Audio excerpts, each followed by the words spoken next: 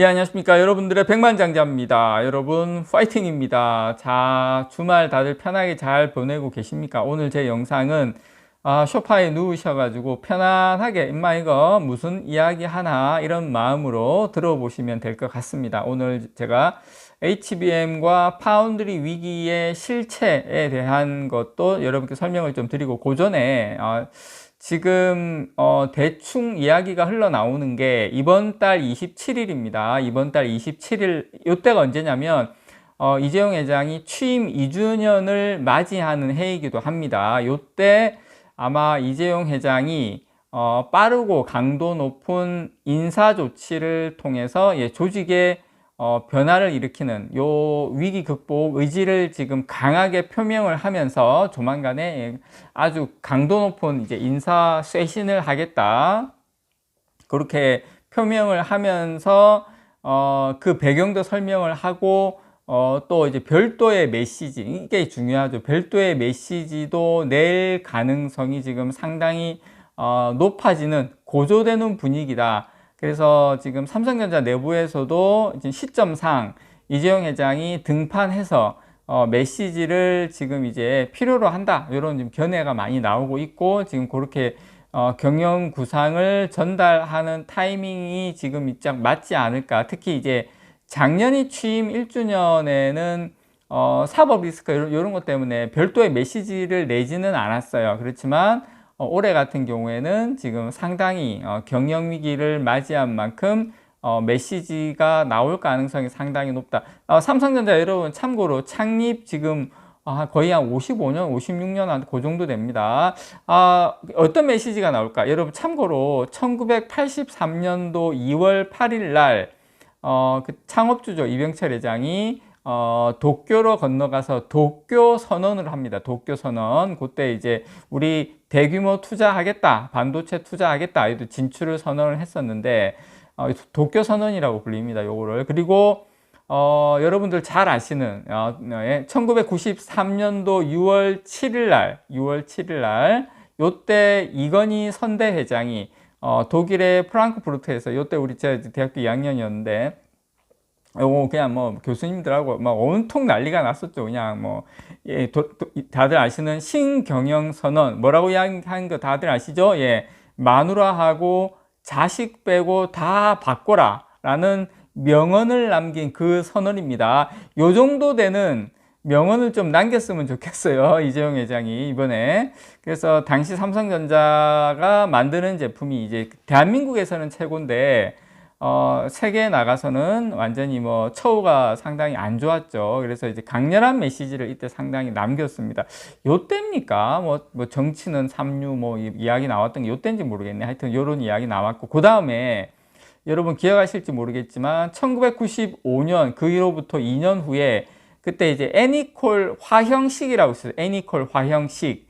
요때 그 삼성전자 그 구미사업장에서, 운동장에서 그때 막 머리띠 둘러매고 삼성전자 직원 한 2,000명 정도가 이 불량률이 상당히 높았거든요. 애니콜이 그때 한 15만 대 정도를, 15만 개죠 정도 이제 애니콜을 불태웠어요. 애니콜 화형식이라 그래가지고 그때 이후에 이제 갤럭시 신화를 만드는 그 삼성전자 스마트폰이 진짜 노키아도 이기고 글로벌 스마트폰의 1위를 달성하는 계기가 되지 않았나, 만구 제 생각입니다만은 그렇게 생각을 합니다. 어쨌든 삼성전자는 요 위기 때마다 뭔가가 있었다. 자, 이재용 회장 이번에 뭔가를 좀 보여줘야 되지 않을까 기대하는 마음에서 제가 한번 좀 요거 좀 여러분께 말씀을 좀 드려봤고요. 자, 그리고 여러분들 많은 분들이 지금 국내에서 뭐 삼성전자 위기설, 뭐 파운드리가 어떻고 뭐 HBM이 어떻고 막 이야기를 하는데 다들 아시는 것처럼 HBM이 이제 엔비디아의 납품 시기가 계속 딜레이되고 이러다 보니까 좀 사실상 여기까지 왔는데, 맞습니다. 다 맞고 한데, 근데 제가 요 말씀을 좀 드리고 싶어요.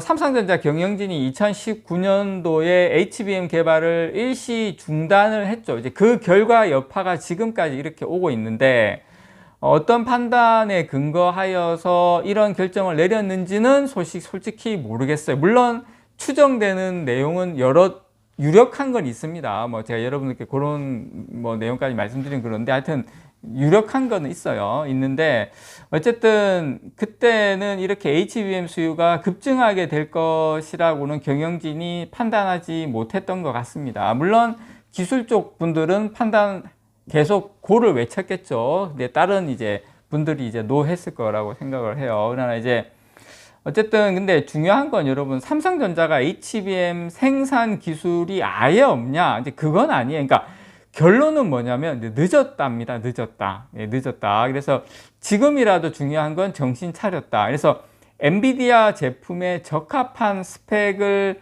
지금 갖추고 있는 과정이다. 그렇게 생각을 하고, 자, 이게 자동차 회사에 이제 신형 모델이 나오면 이제 부품 납품 업체들이 이제 신 모델의 새로운 디자인하고 이 어떤 성능에 적합하게 이제 그들의 제품을 개선하고 보완을 해야 되는데, 예를 드는 겁니다. 자, 이제 요 시험 과정에서 엔비디아하고 삼성전자 간에 지금 어떻게 보면 이제 궁합을 맞추는 단계다. 이제 상호 피드백의 과정이 그전에는 거의 없었기 때문에 지금 한창 이제 진행 중이다. 저는 그렇게 이해를 합니다. SK 하이닉스는 사실은 초기부터 엔비디아하고 거래를 해왔기 때문에 이런 스펙의 변화 요구에 능숙하게 대응할 수 있었지만, 삼성전자는 사실상 첫 거래이기 때문에 어려움을 겪고 있다. 이렇게 여러분께서 좀 이해를 우리가 해야 될, 좀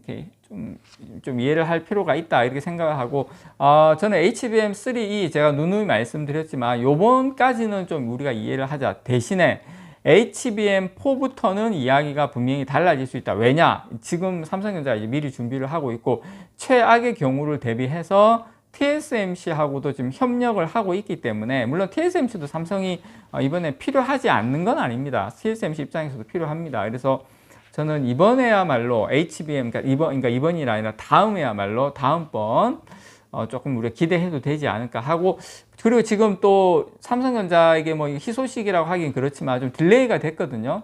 지금 이제 엔비디아 그 TSMC 쪽의 패키징 쪽이 문제인지 뭐 엔비디아 설계 문제인지 모르겠지만, 이게 내년으로 지금 블랙웰이 넘어갔기 때문에 요거 시간도 조금 벌었다. 저는 개인적으로 그렇게 생각을 합니다. 이제 파운드리 이야기를 좀 드리면 또 하나의 위기론인데, 시장 점유율이 TSMC가 뭐 60%, 삼성전자 10% 이런 이야기가 많이 나오고 있습니다. 이것도 삼성전자가 시장 진출에 늦은 결과입니다. 뭐 이거는 어쩔 수 없죠. 예, 뭐 그 파운드리 같은 경우 시장은 워낙 몇십 년 늦게 우리가 이제 본격적으로 진출을 했으니까, 그러니까 HBM하고는 좀 다른 측면이다라고 생각을 해요.